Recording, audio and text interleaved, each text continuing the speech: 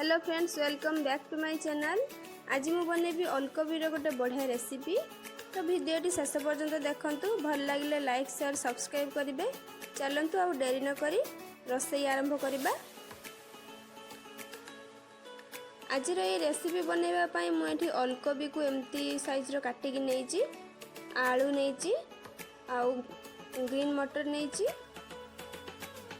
एठी मो पियाज और टमाटो को एमती चुन चुन करी काटिकी नहीं, कंचा लंका और धनिया पत्र नहीं।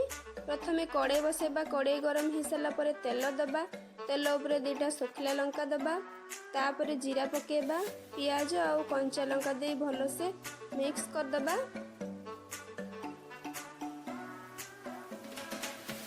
पियाजर कंचा स्मेल जावा पर्यंत या टिके भाजी नेबा। तापर एथिरे टमाटो पकेबा,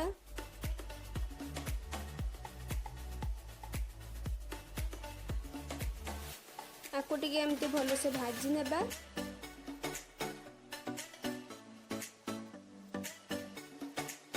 तापर एठी हळदी गुंड आ लूण पके याको भल से मिक्स कर दबा।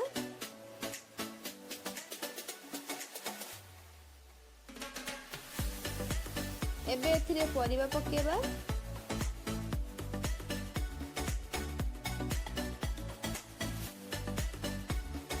को भल से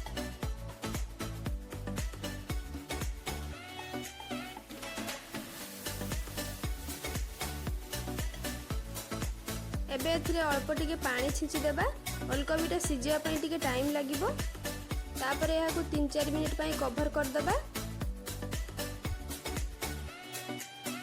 एबे ताको खोली के टिके चेक कर दबा। एई सेम प्रोसेस आमे 3 रु 4 थर करिबा। ध्यान देवा कि परिबा जेमती आम कड़े रे न लागे।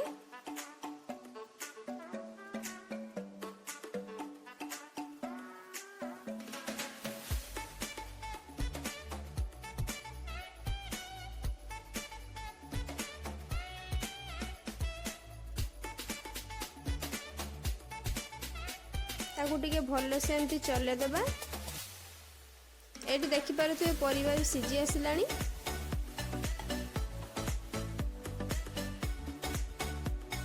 तापर एथिरे लंका गुंड पके दबा।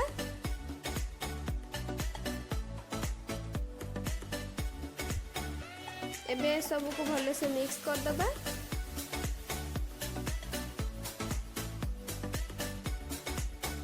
एठी हमारा रेडी हो गला ओलकोबी आलू भजा।